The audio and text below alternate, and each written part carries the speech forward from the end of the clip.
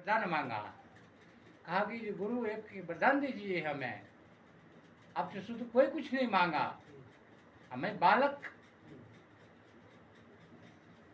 होकर के मैं आपसे कुछ मांगने आया। कहा कि मांगो, तुम तो खुदे बलवान हैं, तुम्हारी मां अंजलि है, सब बात बताया हो।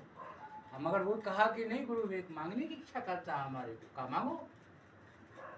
जब कहा कि ठीक है मांगते हैं। मांगा क्या? तो गुरु आशीर्वाद दे रहा वहां से, धन्य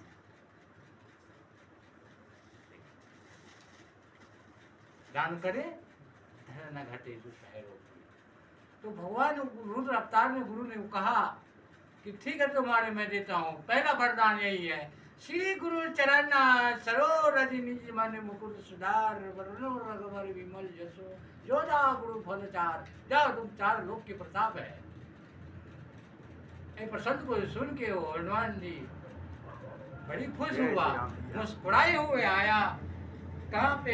हो गया, नमस्कार। वो माता जी के भवन में आया।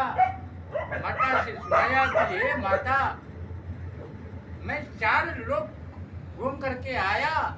4 लोक में जो एक रुद्र पर्वत था, वो पर्वत पर एक ऋषि बैठा था।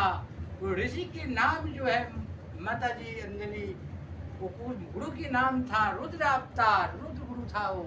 उससे मैं दर्शन करके आया। तो कहा वो दर्शन करके आया रुद्र के पास जो है, रुद्र के गुरु के पास में 3 लोक प्रताप तुम्हारा। तो 3 लोक की मालिक होता वही चा जाता, कोई तो गया नहीं आज तक। तू कैसे चला गया 12 समय में? कहा कि हम क्या है, उसका हमारा प्रूफ है, वो हमारे को आशीर्वाद दिए। कहा कैसा आशीर्वाद दिए? कहा कि माँ तो ऐसा आशीर्वाद तो माँ तो है, जन्म तो दिया, माँ अंजलि तो कहलाया। तुम्हारा पुत्र जो पवन सने खंकट हरण मंगल पूर्ति रूप, मंगल के पुत्र तो तुम्हें कहलाया। मगर एक बात है माँ, आज तक जो तुम्हारे मुंह से इस आशीर्वाद नहीं सुना जो गुरु ने हमारे आशीर्वाद दिए। कहा क्या आशीर्वाद दिया बेटा? वहाँ बात रिश्ता किसका था? बेटा और पुत्र, माँ की रिश्ता था, वहाँ तो कोई था नहीं। तो माँ ने वो बात को कहा कि माँ सुनो, हमारे गुरु रुद्र अवतार जो गुरु था रुद्र पर्वत पे, वो हमारे को एक आशीर्वाद दिया। कैसा आशीर्वाद दिया?